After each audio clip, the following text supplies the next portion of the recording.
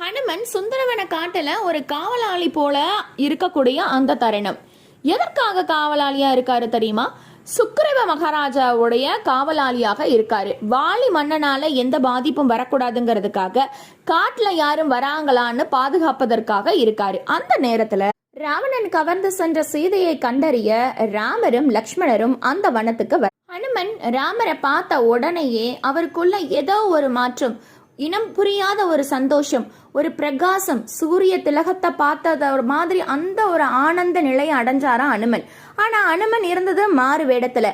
ராமர் முன்னாடி போய் நின்று தன்னை யாருன்னு காட்டிக்காம நீங்க யாருன்னு வினாவினாராம்.